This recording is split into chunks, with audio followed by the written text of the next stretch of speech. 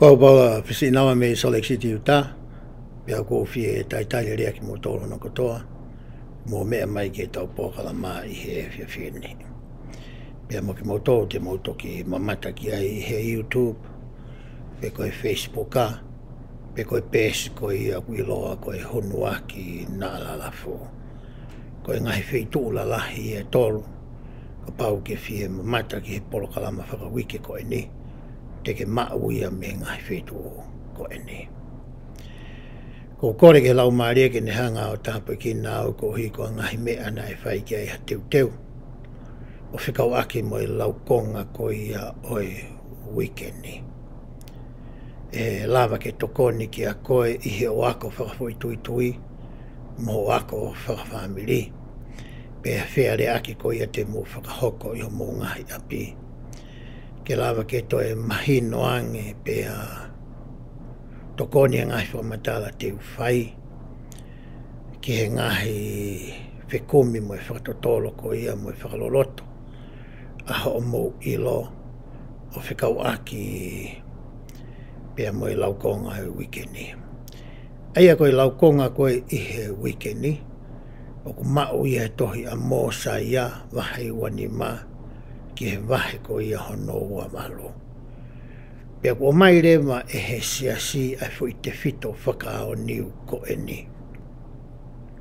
O ku pehe, na e ui aki nau tolo ko e kakai ai otua. Kai ki mua ke ulawe ki he ngahi te fito i whakakaukau. O whoto o mahere so ni ke areai ko ia i he wikendi. Ko loto ke tau o mai haki context.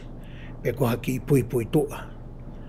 Ke lava ke tokoni ki a koe moau. Ke whakamā opo e ta whakakaukau mohota loto. O whikau aki pia mo e whei tuu o ku whai ai tala noa koe ni. Ko e taimi ko ia o ku whai ai tala noa koe ni. Mo e kakai ko ia na e whai ki ai tala noa koe ni i ngahi wahe koe ni. Hange koe mea ku mou mea ina tau si tua mi he wike kua osi. Na tau lawe ai o whikau aki pia mohangahi tala noa na e hoko ia i he kolo ko ia ko ni whai. Pe ko rihai ni whai.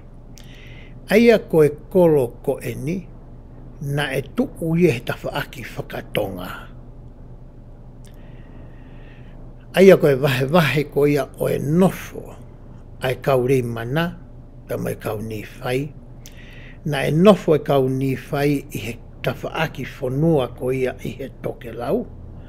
Ka e nofo e kauri mana i he tawha aki whanua ko ia ki he tonga.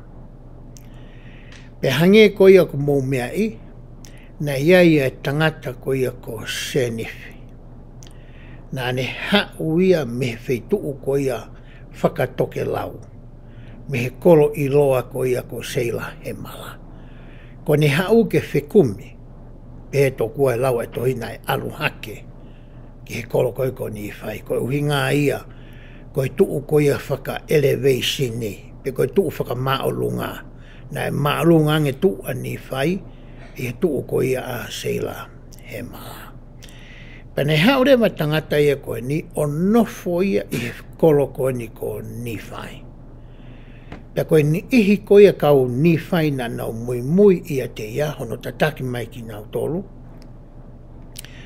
Na nau hanga le toi whakotuu a se nifi koho nau tui. Pea mea se nifi na e aruia ki he tono foha ko ia ko noa, aia na tau tala noa ki ai na ia e palofita ko ia ko apinatai. Pea mea noa re maia ki he hono foha ko ia ko rimihai. Ko e whakahoko ko ia tou tangata e tolu na nau no fo'i ko ia a ni whai. He tala noa ko ia ka apinatai hange ko ke mea i. Na iai ha taura eiki e taha i he ne kau taura eiki. Na e tui tāla ia ke ngahi ako naki mo e whakahino hino. Mo e whakatokanga mo e ngahi waloki na e whai ko ia e he palofita ko apinatai. Aia koe tangata koe ni ko alama. Penei le mahani ihi na nau mui nau tolu ia Alamaa. Penau alu rewa ia o nofo. Pe tuku toi i he vai tafe ko ia pe koe vai ko ia nei loko vai o molomona. I he ngahi wao tā ko eu ne ātaka ia vai ko eni. Pena e kamata rewa ke nau tupuraki o tokola. Pena nau hola rewa me iai kono hinga na e whanongo ai tui konoa o kuiai hani ihi unau mui ia Alamaa. Pena nau holo rewa nau tōki he kolo ko ia na nau nofo ai. Pena ea he tala noa na tau sio ki hau kuosi na nau nofo pōpula ki he kau reimana i he tangata ko ia ko amurone. Aia ko amurone na e whakamawhai i he tui reimana ke ne hoko ia ko e taki. Ke totongi tuku hau ki ai a Alamaa mohono kāinga. Pe tau sio rewa na hanga rewa e he otua ia o mai ai tangata ko Kitione. Me toko tahanima ke nau te hau nau tō me seila he mala. Whanonga mai ki ni whai. Ke kumi mai ki ho nau kāinga ko kui ai. He nau hao ko ia o nau whi tauraki ai ki nau tolu moe tui ko ia ko rimi hai. He whanonga ko ia a rimi hai koe ni ihi koe ne toko tahano koe ni ko nau kāinga ia me seila he mala. Koe mea nai hori ke a rimi hai, nai hori ke nau alu moe ni ihi koe ni ke nau foki ki he whanua ko ia ko seila he mala. Ka nai toi nofo hopo ate foki a rimi hai ia ki he kaure mana o nau totongi ngahi tuku hau ki te ki nau tolo. Pe hanga rewa ehe o tua o tataki mai ai ongo kurupu e ua koe ni. O mai a rimi hai mohono kāinga, o mai a Alamaa mohono kāinga, pe a whakafoki mai ki naua ki he kolo ko ia ko seila he mala. Ai ko seila he mala rewa i tamina ea umai ai a rimi hai pe a mo Alamaa ko ia ki ai. Nā rotonga nofo ai ai kau ni whai ai, nā e nofo ai ai kau mureki ai. Ai nā iloa koe kākai ko ia o seila he mala. Pe haore vai ni moe kāinga o rimi hai, moe kāinga ko ia o Alamaa o nau nofo whakata i seila he mala i he taimi ko ene. He nawa mai koe ki seila he mala, koe tu ia ko ia o e kau ni whai i seila he mala, koe tangata ia ko mō saia, pe koe mō saia hono ua. Aia ko mō saia uluaki na raki tu i ko ia i seila he mala, pe a whetongi ia e hono foha ko Penisiman, pe a whetongi rewa e mō saia hono ua a Penisiman. Pe ea mai koe ngo kurupu koe ni ki seila he mala, ko mō saia ua ia, o ku hoko ko ia koe tui.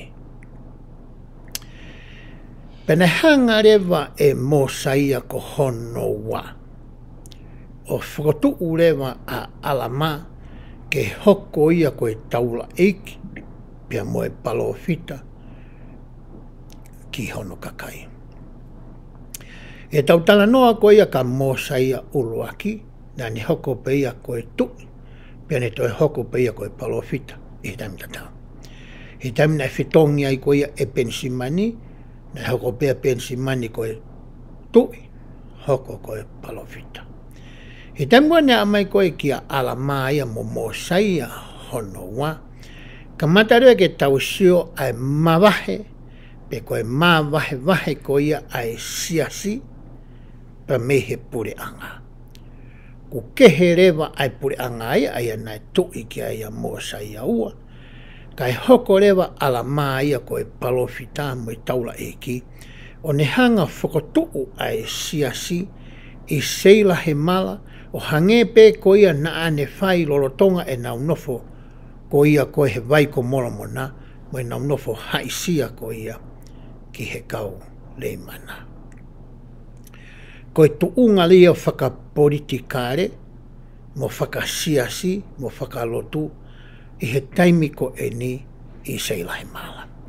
Paka paulewa ave e tau manatu ke taimi koe nai ke tui ai a Pensimani. Na e talaki foki me whanongonongo ki he kaka i ke nau whakataha mai ki he temi pare. Pea langa ho nau ngahi tēni tīmo e whare whihikitaki, o hanga ho nau ngahi matapā ki he temi pare. Pea tūtū lewa Pensimani ke langa hataua. Ka ohi ke lava ke whai e ne whakahino hino mo ne ako naki. Pea lava hono kakai ke sio tāwhataha ki ai. Pea whanongo kotoa ke ngai whakahino hino ko ia tene whai. Pea kai ngata aina ne toi tūtu uni ke hiki. Pea whakamā opo. A ngahi mea ko ia na ane rea aki. Pea tofa ia ki he kakai. Pea tauhare koti ke hoko ia. Ko hawheitu o ke tautou alu ki ai ai kakai koe ni. O sio ke whakamanatu i ka teki nau tolu. Ai ngahi ako naki ko ia ai tui ko Pensimani. He temi ko ia nai hoko ai ngahi ako naki koe ni. Nai ai ki whanau ia na nau kei pepe. Kei vare nau tolu i he taimi koe ni. Pako taimi koe ni hoko mai a mōsaia ko hono wā koe tui. Pea hoko ala mā ko e palofita. Pea mo e taula eiki. Kua kamata ke lalahi hake. Ai ki tou tangata ko eni. Na e kei vare i he taimi ko ia o Pensimani. Whakamatala rewa i folfola he tohi ko ia moramona. Na aru hake ai ni ihia ko eni. Na e kei ke nau tui o tua ki nau tōruia. Nai kai ke nau tui nau tolu e ke ngahi ako naki mai ngai whakahino hino e nau ngahi mātua. Nai kai ke nau tui nau tolu e ke ngai whakahino hino ai palofita alama. Nai kai ke nau tui nau tolu e ke ngahi ulunganga whakafonua ko ia ai kauni whai i he taimi ko eni. Pei kai ke ngatai kai kamata rewa ke nau hanga e he kulupu ia ko eni. O whakatangai ai kāinga lotu ko ia i he siasi na e whakatuu ko ia e alama. Pea na e kau i he kulupu ia koe ni. Ha whanau ai kau ai tui. Ngai whoha koa mōsa ia e toko whaa ka pau tonu e kumanatu. Na nau kau nau tolu i he kulupu ko nau whatangai ai siasi. Pea toi kau heni ai whoha ko ia o alama, ai ana i loa ko alama junior, pe ko alama ko e CE. Na e kau whataha ia mai ngai whoha o e tui e toko whaa koe ni, mo e whanau ai ni ihi koe ni, na i kai ke nau tui koe ke nau mātua. Ko nau tolu ia na nau hanga o whakatanga i koe ia, ai siasi. Aia koe tuunga eni na e iai a seila he mala i he tautala noa ko i he wahe uanima ki he wahe ko ia hono wawalo. Pea te tau to'o pe hangahi mea pea me he ngahi wahe ko eni. I he wahe ko ia hono ua ono wes uraki ki he ono. O kune hanga o mai ka teki tau tolu ai te whitoi whakakaukau pe koe te whitoi toka te rine ko ia uluaki o e laukonga i aho niu pehe. Te ulama ke toko ni i hani ihi kehe ke nau hao ki a kalaisi. Te ulama e au ke uhanga o toko ni. Whaka ai, whakaloto lahi, pou, a koi, whakahino, hani ihi kehe, ke nau hao, ki a kalaisi. Pere tau lau rewa ngahi potu whola, me ngahi vesko, ni veso no ura ki ku pehe ai. Pea na e hoko o pehe, na e iai ai tokolahi o e tō tangata kei tupu hake.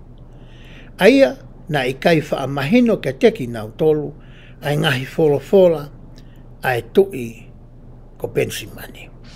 Ko ni ihe nā ku lawe koe ki ai. Ko whihu i rewa ku hao ki he whakakaukau. Ko i hāhono uhinga na i kai ke mahino ai. ki he ni ihi ko e ni, ai ngai wholofola ko ia, na e whai e tui palo fita ko ia, ko pensimani. Ko e tausio rewa te tausio ki he ongo mātua, te tausio ki he whanga kui, te tausio ki he ngahi whae tangata, ki he toko ua ko ia oe whae mo e tamai. Ko e hae mea ai ni ihia ko e ni na e whai, na e makatu ngai ai ki ta e mahino ki he whanau tupu ko e ni, ai wholofola ai o tua, na o mai ki he angelo o oange ko ia ki a pensimani. Ko mea peu tausio atu ki ai, te tauhanga o mai ia ki he ahone.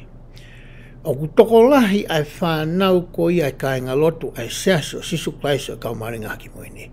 Tau te whito ka teki nau tō na nau tupu hake i he siasin. Wha ere i he siasi o arohaki ai o matuutua i he siasi. Ko e tokolahi a teki nau tolu, o te kei ke mahino le lei. E ngahi wholofola ia ai o tua, e ngahi toka te rini ma ngai te whito i mo oni ko ia o e ongonga le lei o si sukalaisi. A hono whakatuutu mo e whaunga ko ia o e siasi, ai whaunga ko ia o ku whakalere aki a hono siasi, pe ko hai o ku ulu ki hono siasi. Pe ka paurea te tauhanga o whakatotolo i ai whanau ko e ni. Te tauhanga o whatonga i pia i lo i ai, na e ki i matawarea, pe ta e tokanga ai tamai mo e whae i api. Ke tuku hataimi pau, ke na wako whakaaho ai ai wholofola, whakafoi tui mo whakawhamiri. Pea lama ke nau whearea aki whakataha ai, ko e ngai whamiri, i he ngai te whito i mo oni mo e ngai toka te rine ko ia o e ongawane nei. Ko mena e hoko koe i seila he mala, ko e mea tatau pe o ku hoko koe ki a teki tau tolu i he ahoni. Pea hoko atu e lau a vesi. Ko e hui koe whanau i iki aki nau tolu i he taimi na ane wholofola ai ki hono kakai, pe na ikai te nau tui ki he tala tuku whakaholo, e nau ngai tamai. Vesi ono wako atu. Na ikai te nau tui ki he mea kua rea aki o kau ki he toi tuu o e mate, pe ikai fo ke nau tui ki he haa ere mai a kalaisi. Koe ngai te whito i mo o ni eni, koe ngai toka te rine eni. Kai ke tui ki ai tau tangata ia koe ni o tau tala noa ki ai. Vesi no tolu pehe ai. Pea ko eni koe uhiki ko e nau tae tui, na ikai wha mahino ke teki nau tolu ai wholofola ai o tua, pea na e whakawhewheka o nau watoa. Ko e ola ia o e nau tae tui, ko e ola ia o tae tokanga ko ia ai tamai mo e whae i api, ke a koi ai wholofola au tua mangahi toka te rine ai eiki, na kamata rewa ke whakawhewheka ho nau loto, ke nau kia ke kewa, ke nau fia la, ke nau wanga tu, ai tau tangata ko e ni. Pa hoka te lau ko ia ai vesi.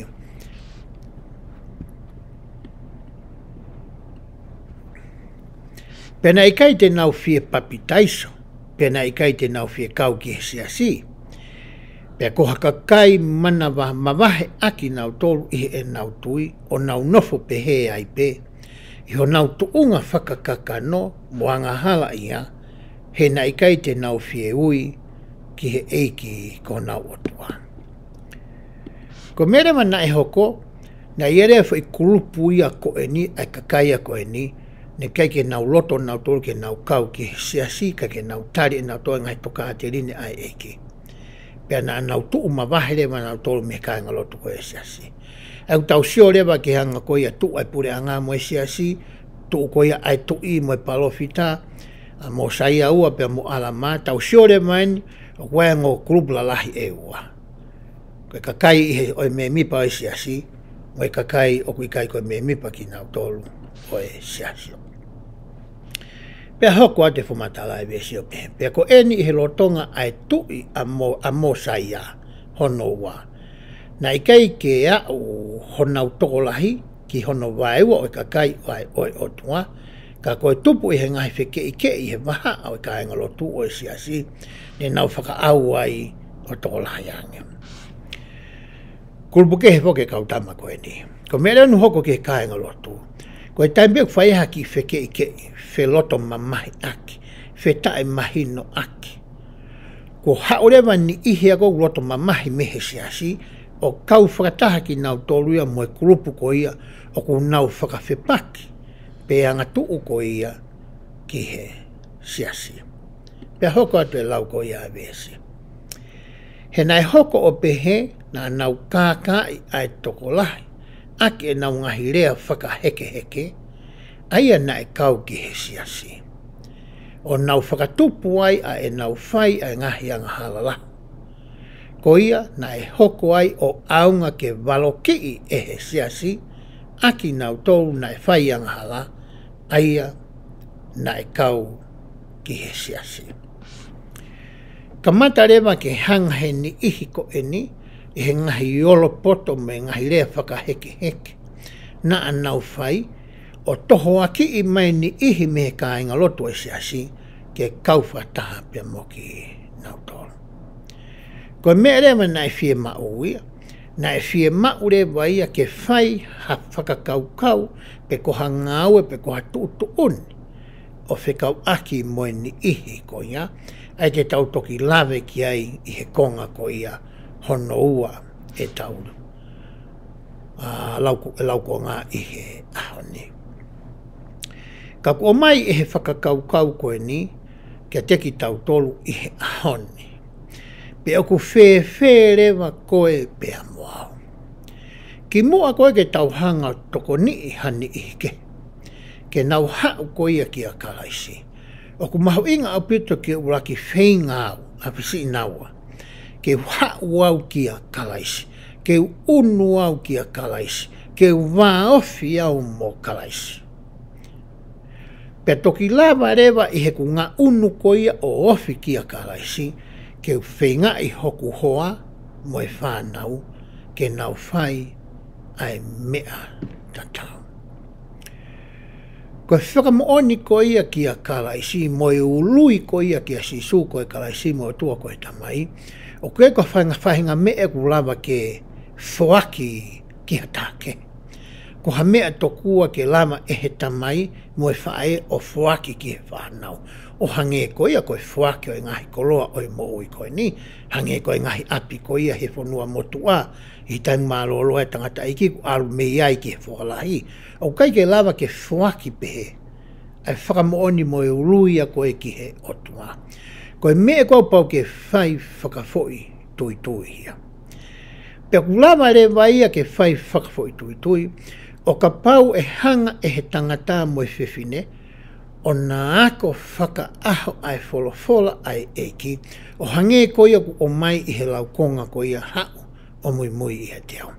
Pea taimi te pire i ha taimi tuku pau, ke whakahoko ai ai ako koe ni.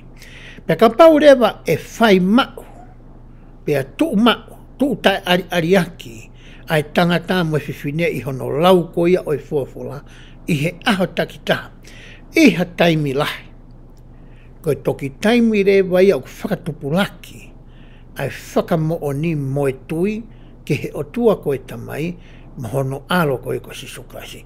Pea ka mata rewa ke tau ngā uno, ke tau ofi, ki he eiko sisukrasi. Pea hanga rewa he tau ngahi rea, hanga he tau ngahi ngāwe, o toi toko ni i mo whakai ai hani ike. E ngai fua o ku nau sio koe ki ai, ke nau toi whakatupulaki haori, ke lama ke unu ke kia kalaisi. Pea whakatuu ha whaitu utaki whakafoi tui tui, mo ha wā whiohi pea mo ia, i he mo ui whakaaho. Koe mea ia koe ni ku ewhihia ai, aki tau tolu kotoa pe kainga lotu ko ia, o i seaso sisuklais kaumahani, angai kaumahani ngā ki moi ni. Me he kainga lotu, me he whanau ai kautaki, ia o ke whanau ai kautaki maolonga. Ne whatokanga na e whai ehe eiki, ki a Josefa Samita, Siti Nei Rikitoni, mo Frederick G. Williams, Aia nana hoko ko e ongo to koni ko ia ki he palofita. Mo e pisope ko ia ICRC a Bishop Whitney. Nea e whakatokanga na e whaihe e ki ka teki nao tolu o whekau aki mo nau ngafa mo e whatongia whakalangi ko ia ko e tamai. Ne ongo na anau fua a ngai whatongia pe ko ngahi lakanga whakasiasi ko ni na aku tala noa ki ai. Tau alu ke tohi tokani ngai whakawa wa hiwa tolu ves whawhitu ke whawalu pe. Pea ko eni ko e mo oni o ko pehe ki a Josefa Samita ko e sii. Ko i kai te ke tauhi ai ngahi whekau. Pea ko pau ke waloki i koe i he ao o e eki. Ko pau ke whakatomala aho family. Pea ri aki a ngahi me en i. Pea tokanga whakamato ato angi ki ho o ngahi rea. Pea e to'o atu aki nau tolu me ho nau tuanga. Whatokanga ni na whai ke palofita so sa. E palofita ai ni so sa meta. Ai na whafoki mai a ngongo ni rei. Ha tange eki. Ne ongo peha o palofita. Ne ongo ngai ku atu kia te koe. Ka kwhie mau ke hanga wa koi. Ho ofa anga, ho waifi. Pea maho o whanau. Ke ngai toka te rine ko ia a aku. Wes whātaha ke whāua. Ka koe mo oni o kou peheke te koe ak tama eki ko Fletiriki G. William Misi. Kua ke whai atu i he mo'ulaloa ke whakahalani.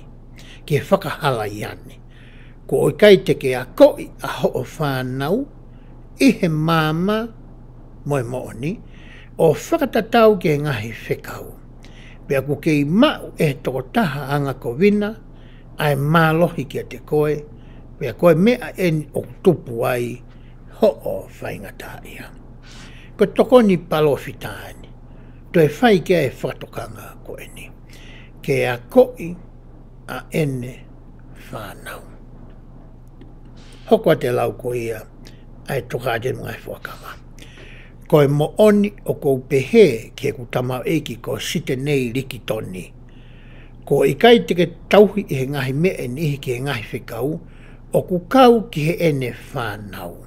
Ko ia, ke uraki whakamau aho whare. O kou pehe whoko e ku tamai ko niweri ka Whitney, Bishop Whitney en whai keu tala noa. Ai o ko hapi sope i hoku siasi. O ku aonga ke waloki i moia, pia ke ne whakamau aho hono family, pia tokanga ke nau whai verenga mo tokanga o lahiange i api, pia roto maa wai pe, pia e to'o atu aki nau tolu me ho nau tuunga. Ko ngai whakatokanga ia nai hanga e o tua o mai ki he palofita ongo tokoni mo pi sope o e siasi. I hona whakafoki mai ko ia o e ongo rei. O whekau aki mo tau whatongia, ke tauhanga o mai hani ihike ki a kalaisi. Ki mua ke tau wala ko ia ki tua, ke o mai hani ihike he mei tua. E whie mauia ke to mua ave e he tamaia ia ki a kalaisi, ave e he whae a ia ki a kalaisi, pea na tokoni ke o mai mo e whanau ki a kalaisi. Ke a koi ka teki nau tolu i hono ako whakaaho ko ia ai wholwhola. Pea hiri ko ia, pea toki lama rewa ke tau wala atu ki tua.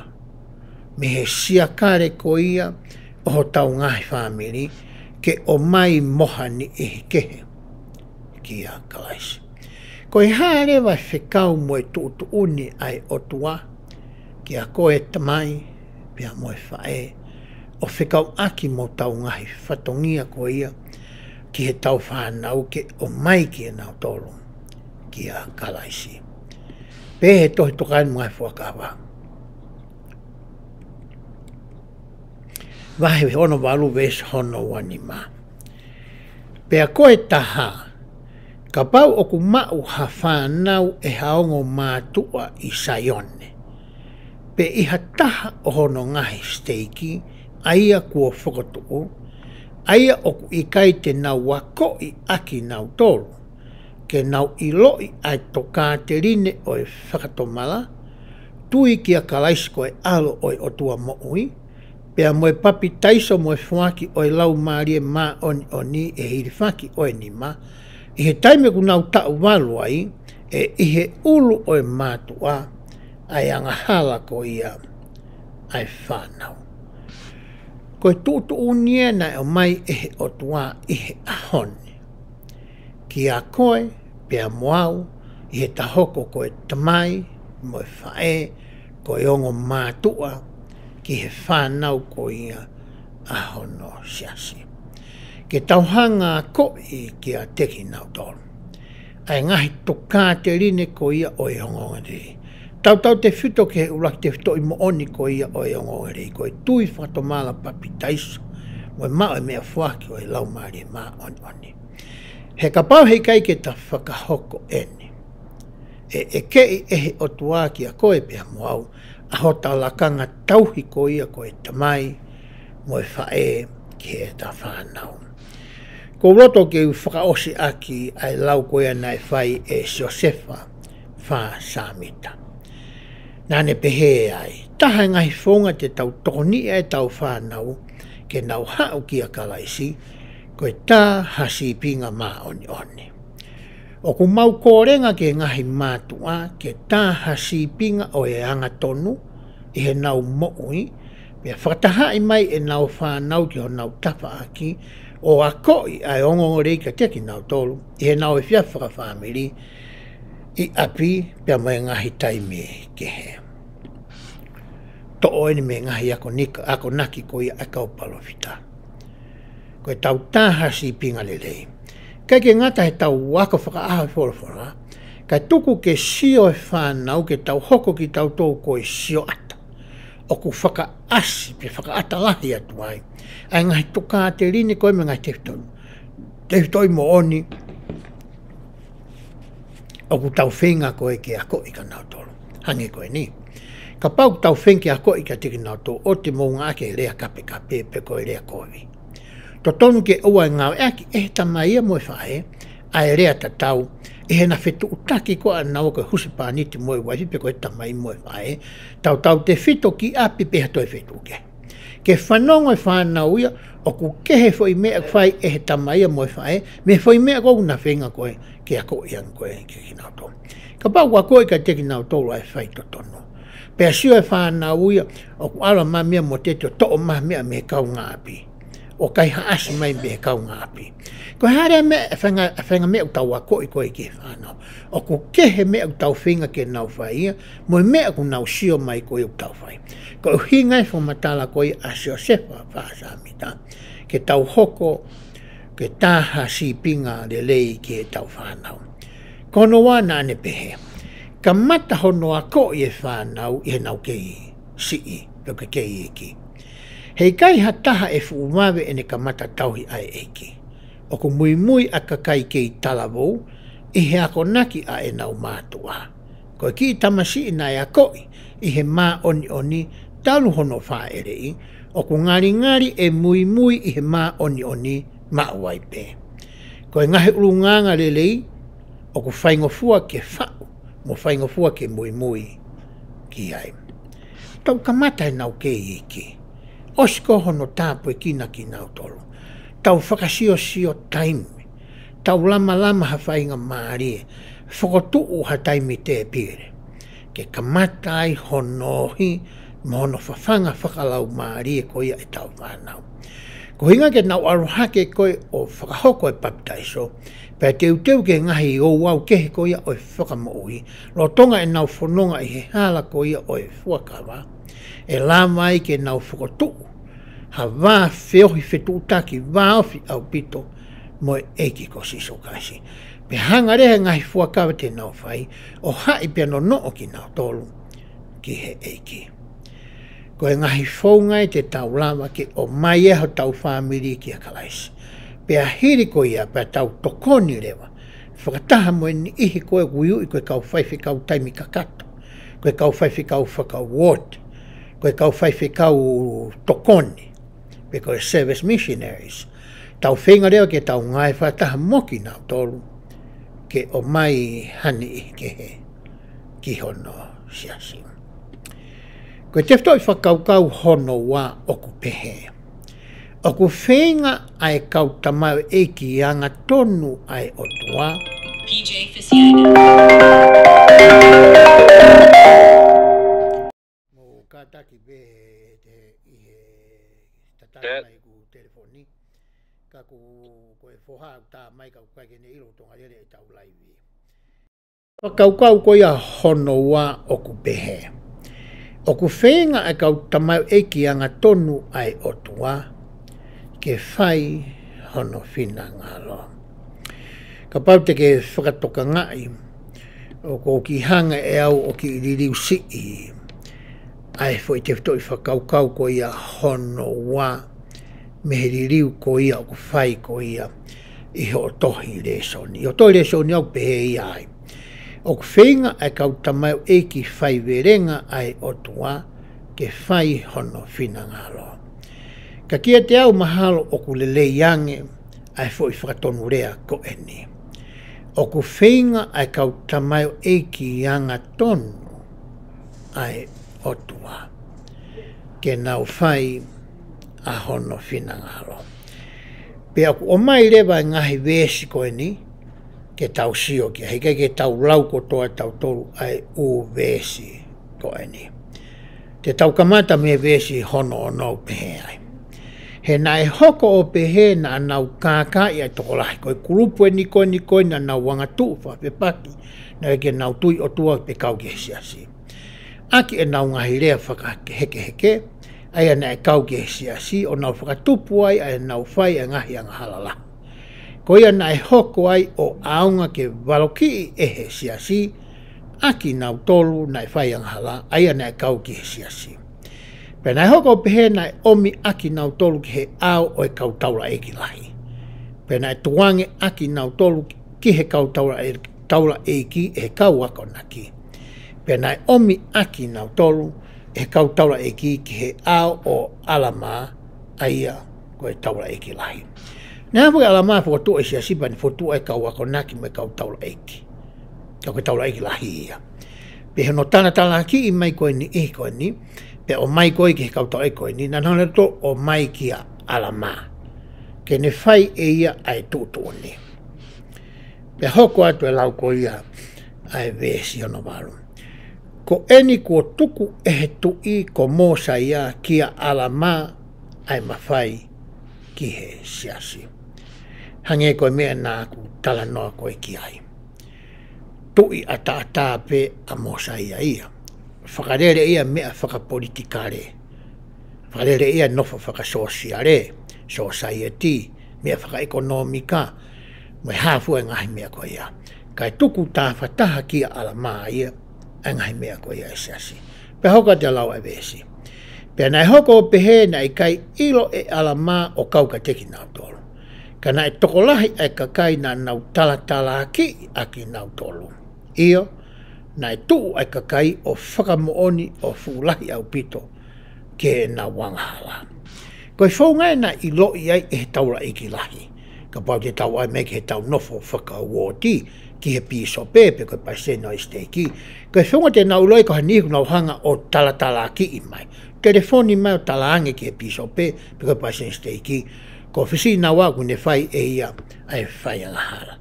Koe whaungai na i loi ai ko ia e alama ai ngahi mea koe nai hoko i he siasi. Hoka te la vesi honga wholo. Ko eni kua te kei ke hoko ha mea pehe ki mua i he siasi. Ko ia na e puputuu a alama i honoloto, pe na ne whekau ke omi aki nau tolu ki he ao o e tui. Ko te kufotu fuke nia siasi i se ilahi mala.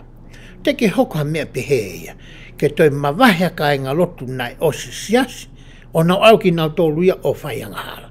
Pe whaiangahi tō onga, aia oku wako e siasi, o kai to tonu mo whiunga ke nau whakahoko.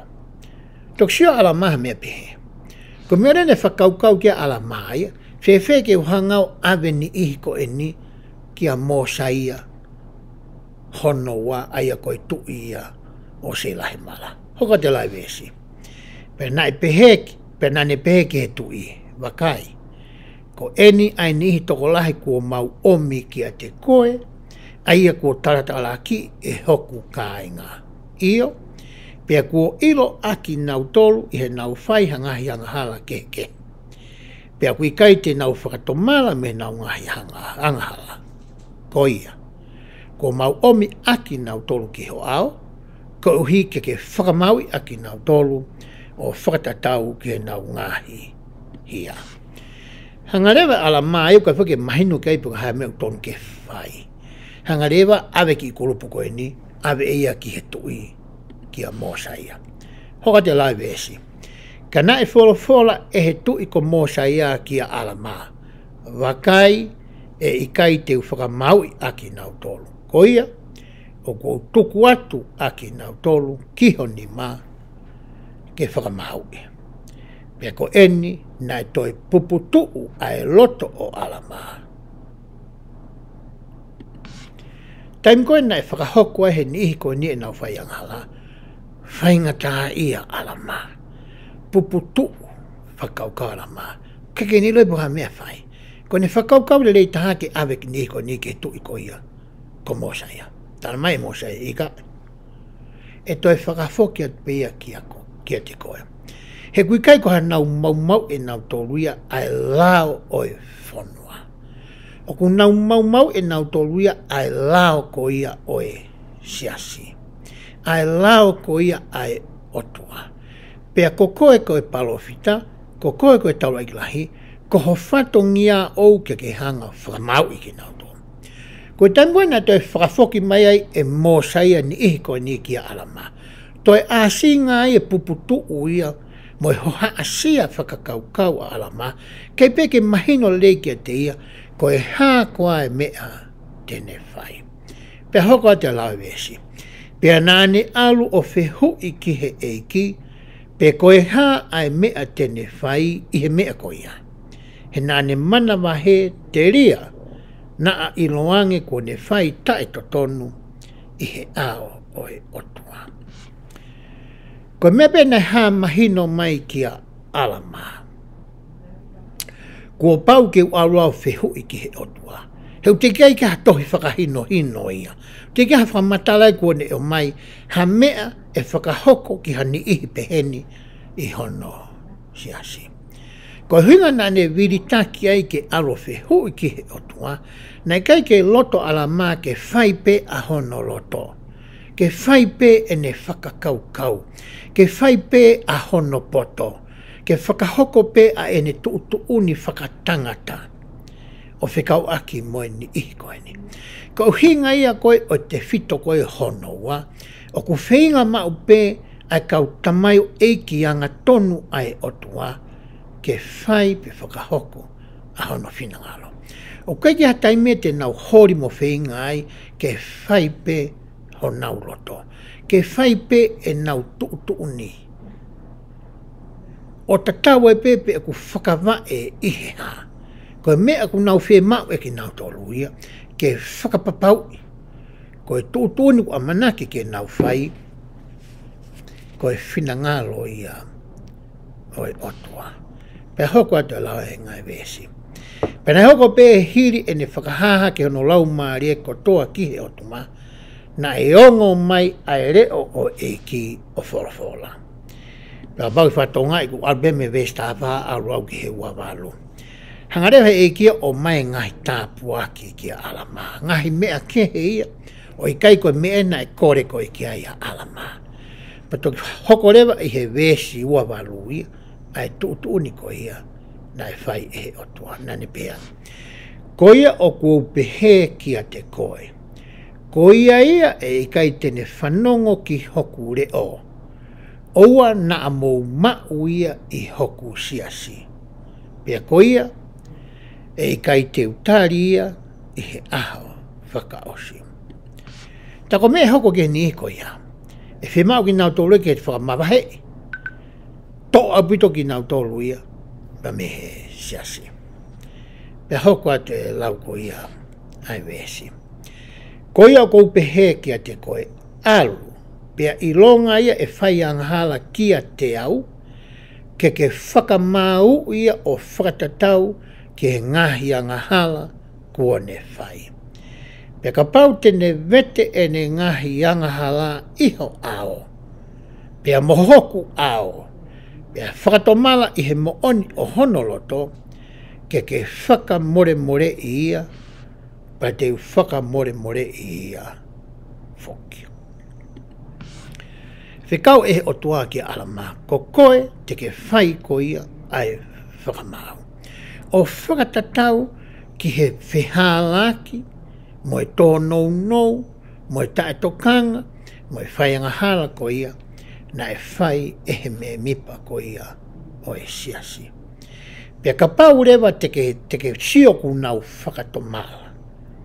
Whie mao rewa e ke whakamore more i ki nau tolu, o hange ko ia e hanga ehe o toa o whakamore more i ki nau tolu. Pea vesto nuang pehe ai io, pea oka whakatomala mau pe a hoku kakai, te u whakamore more i aki nau tolu, e nau ngahi hala ki a te au. Tamarewa he kia. Hanga tua mai fi whakaafi koe ni. Ta pau te tau whakatomala, pe i he taimi ko toa pe e tau whakatomala i. Koe ne palo mesi, tene hanga whakamore more i ki tau tolu. Vestou tahau pehe ai. Pea ke mou fe whakamore more aki whoki aha o mou ngahi whai hala. He koe moone o kou pehe ki a te koe. I longa ia o kui kai tene whakamore more i ai ngahi whai hala a hono kau ngā api.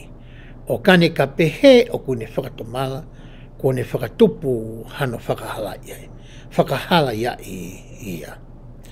Ko eni o kou pehe ki a te koe ke alu, pea i longa ia e i kai tene whakatomala me ngahi anghala, e kai lau ia whakataha mohoku kakai. Pea e whai ai me ani o kamata mihe taimini o whaai atu. Kake ngata whie mao ko ia ke hanga ehe siasi.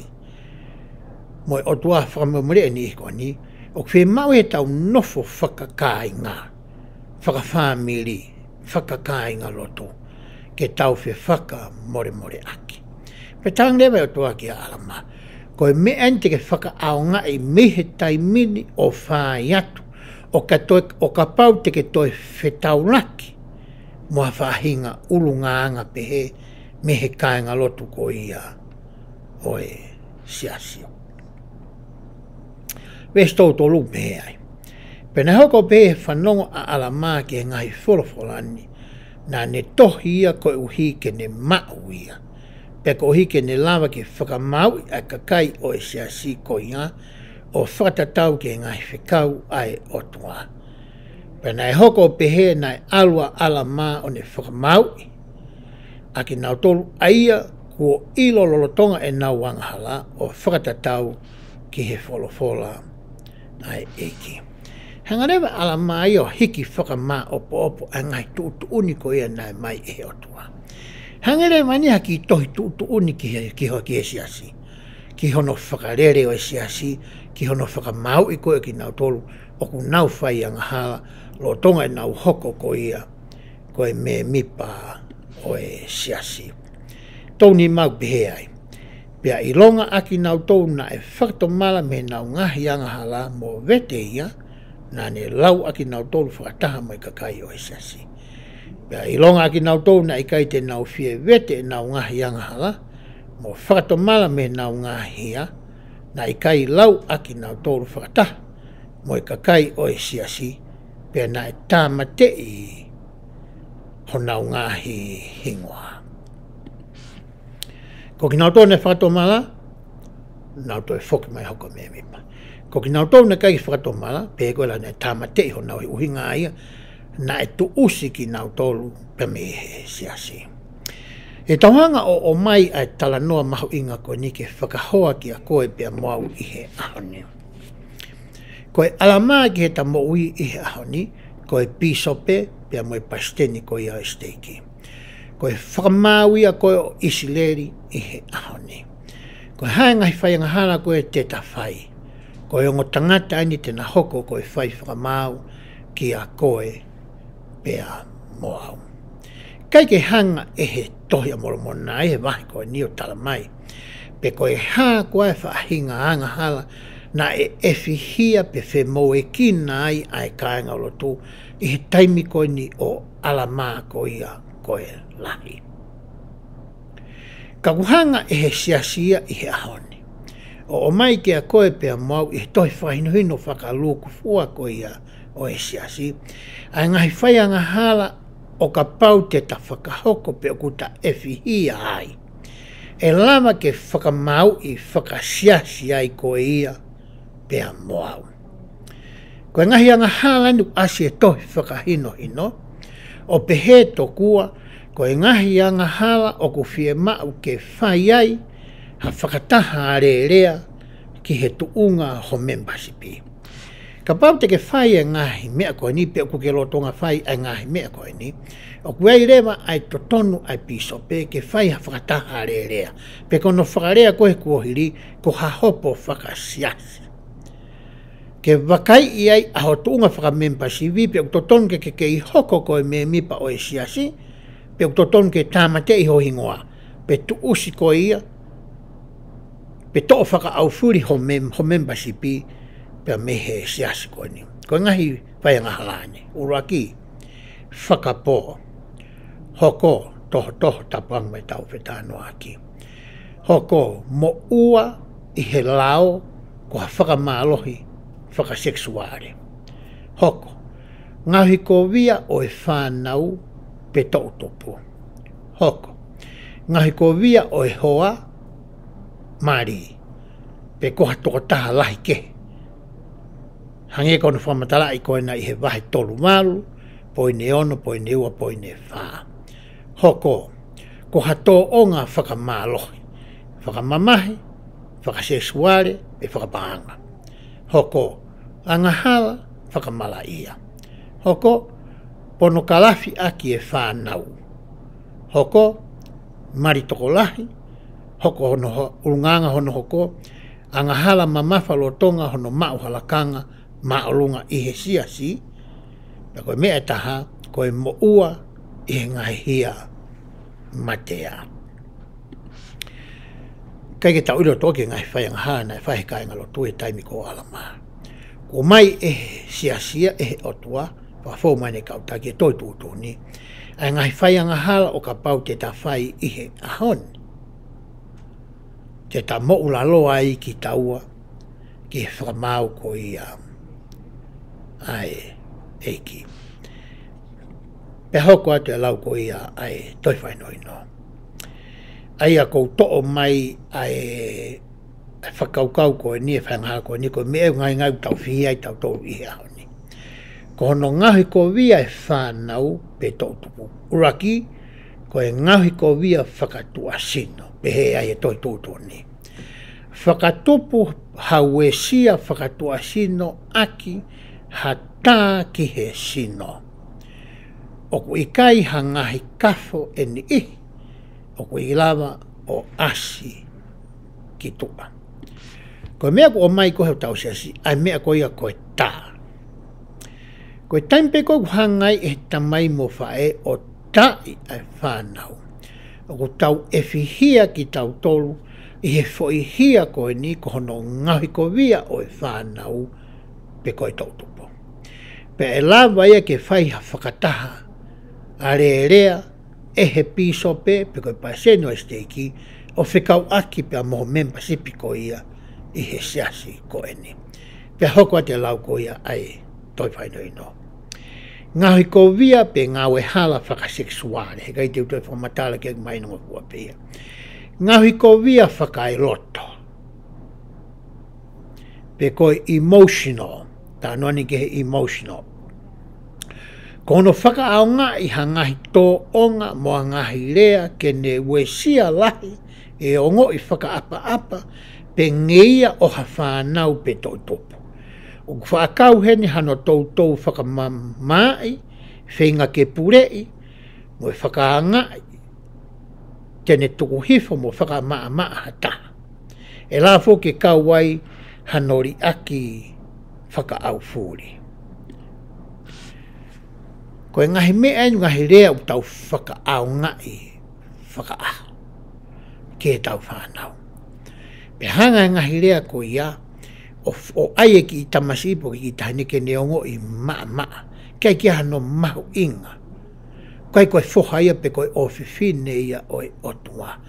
Pe he tai me lahe ku la mai ke hanga e ngahi tō onga ko ia, o ave e tau whanau, ke nau au ke tuunga, ke nau commit suicide, ke nau tamte pe ki nau tolu, a ki nau tolu. Ko hinga koe whahinga ulunganga mo ngahi tō onga mo rea ku tau whai, o wesia whakai loto ai whanau pe koe tōtopo. Pe hoku ai pono kalafi o whanau. Ko mea taha kou tō mai me toi whahino hino kou ilo u tau efihi ai ki tau tolu i he aho ni. Ko e ngauhi ko via au hahoa mari pe toko taha lahi kehe. Tala noa ani ke he waha e huse pāni ti pia moi waifi. Mona waha o e tamai moi whae pia moi whanau. Ko e ngahi mea katoko na ku tala noa ki ai o whika aki moi whanau. Ko e ngahi mea ta tau pe ia, o whakaao ngai ko ia, ki he kakaila lahi, pe ko e ngahi hoa mari. Hano ngai ke ngahi rea, aia tene hanga whakamama i ki nau tolu. Ka tuku mua ke wau ki he lau ko e toi whaino i no pehe ai. Ko e ngahi ko via whakapaangam. Alu e nia tau tāno tō ke ngahi ko via a ke rea, alu ki hono tai o e mariu tapu. Ko aru ni ke ngahi ko via whakapaanga. Ko tui ko mea e nia ki kai ke whaamahino ke toko la. O e kau me mipa e saso sisu klaiso e kau maa ono ni e ngahi aho ki moini. O ko pehe ai. Ko hano tā palasia whakapaanga hata. E lava ke kau heni hano whakaao nga i tae whakalao, pe tae whakamawhai i hakoloa, paanga, pe koha toe ngahi mea mahu inga, aha, tāke. Hange koe ni. Ka pau ko ku ngāwe o ko live in. Ki ha whine eiki pe koha tangaiti o tu maari. Pau hanga e au ia ngawe halai aki ene akauni ko ia pe koe tohi panke ko ia ai toko taha o ko live in ki ai. Koe hinga ia ai foi whakamatala koe ni. Hange koe ni. Ka pau ku hanga e taha o mai hane sirini ki a te au ke u hanga o toka ngai. Pe kono i ngā ke u whai aki haane ngāwe. Hange koe ni ka pau koe ku ngāwe ku mawai ku mo ui ko iate. Pe au alu ko ia whai koe iate. Pe o mai rewa e homo una pe koe pālangi haana e api. Hawai ua o e sirini ko ia nā maari a pau ki ai ke whai ke ne ngāwe. Pe au atu pe au ia ki waku i hake peha ki mea he api. Pe te atu atu ko ata ki fo ki tangai sima ke punga pe au alu au mo ene sirini. Ak whai loa koe ka toho vai ua. O ku kau ki ai mea koe ni utala noa ki ai tohi whakahino hino. Koe whai anga hala ia ko ia, o ku fie mau ia ke whakamau, whakasiasi ai toko taha ko ia, he piso pe koe palestini ko ia o e steiki. Pe hoko atu e lau ko ia ai toi whaino ino. E lama ke kau ai hano whakaaonga i haiwi, whakapaanga, ke whakamalohi i hatoonga. Pe kou atu pe ai fo i rea whapitania i lalo. Ai pehe ai. Taking advantage of somebody or someone financially. This may include the illegal or unauthorized use of a person's property, money, or other valuables. It may also include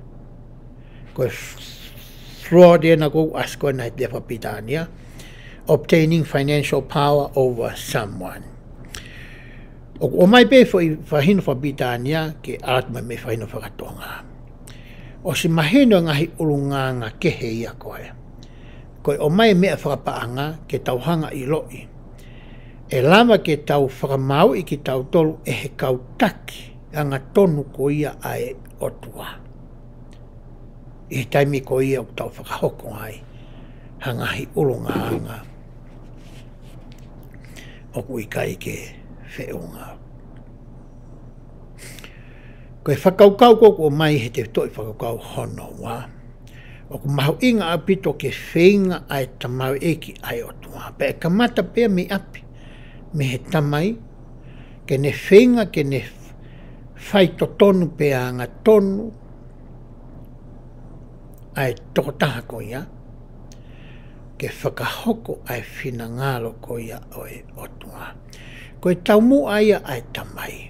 He koe whanau ia koe ngahi towhia o mai ke hoko ai tamai moe whae, koe tauhi ke ngahi towhia ko ia oi otua. Pea whi mao ia mai ke tauhanga whakahoko ahono ako i koe ki nau tolu. Aki ai ngahi whakahino hino ko ia o mai ko ia e he otua. Ke te ki tau tolu. O i kai ki tau whai, aho tau roto, pea moe me au tau tokanga ko ia ki ai. I tau hoko ko ia koe taki i he ngai hoa lo tūpe koe taki i he wōti. O ku mahu inga au pito ke tau whenga mau pe, ke tau mo ui anga tonu, pe tau whikumi ke whaka au ngai. Ai whina ngalo mo whaunga ko ia ai otua i he ngāue o ku tau whai. I apisiasi. I hono toko ni i oe paia mo masima. O kuni o mai pe e whaunga ke whakahoko aki ai tokoni ko ia. Ki hono toko ni i ha ni i ke he kuni ke nau whakatomala. Ko uhiku nau whakahoko hangahi mau whono i hono siasi. Kosi o mai pe e he e kia a ene whaunga. Ko e mea pe aki taua ia koe o ku whai, ko e ta alu o whekumi ke ilo i ai wheitu o ku tuu ai. Pea ta mui pau ke ngahi whakahino hino ko ia. Ko uhi ke ta tuu ta e hala ia i he ao o i otua, i he ta whakahoko whatongia ko ia pe ko ngahi lakanga, o ku ta fua i he ongo rerei. O ku iai foki ai whehui o mai e he tokolahi, o pehe. O ku wanga he tami ke e ku hoko ai koe tamai moe whae, pe koe taki i haoalot, pe koe piso pe koe paisene whasteiki. E anga e ku hanga o tala ai whai ke.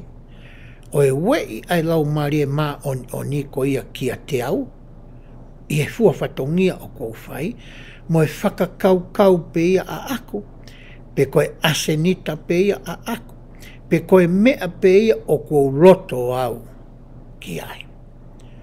Kai ke ngata i whihui koe ni me whanau tupu, me whanau young men mo young women, o wau ke whanau koe young single adult, mo young adult, tau taha walu ki he motu aange. O ku whekuki ia mo e tokolahi, koe hānai ai formula, koe hae whaunga, koe hae siwi te u whakaaunga i, koe hae mea fua te u ngawe aki. Ke uhanga i lo i whakapapau i ai, i he ku fua whatongia koe tamayo eki ai otua, koe mea koe o ku amanaki ke u whai, koe tuutuni ku amanaki ke u whakahoko, koe whina ngalo ia oi otua. Na e tāri e whihu ia koe ni e Elta Oaks. I he polo kalama ko ia o kui koe face to face, i he website ko ia ICRC, na e polo kalama ia Elta Oaks, pia mo Elta Pālati kone pekia. Pena eke ai e whanau tōtupu ai whihui ko ene. Pa te uhanga tā e atu o aki whoi witi o ko ia, ke tuke tau whanongoa nge ki he tāri ko ia, na e whai ko ia e Elta Oaks, o whikau aki mo e whihui ko ene.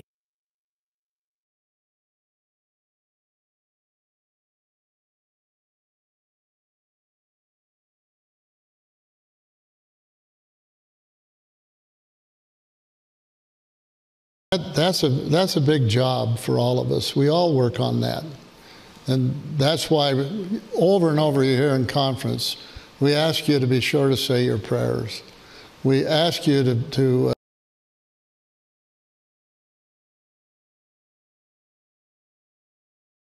protect you to be able to know. Sure, and building on that, if we get an impression contrary to the scriptures, to the commandments of God, to the teachings of his leaders, then we know that it can't be coming from the Holy Ghost.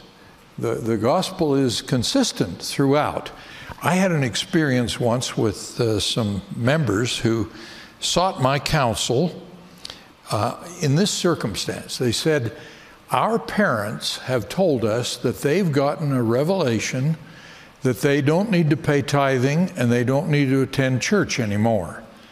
What do you think of that? And I said, well, I don't question your parents' revelation, but they got it from the wrong source.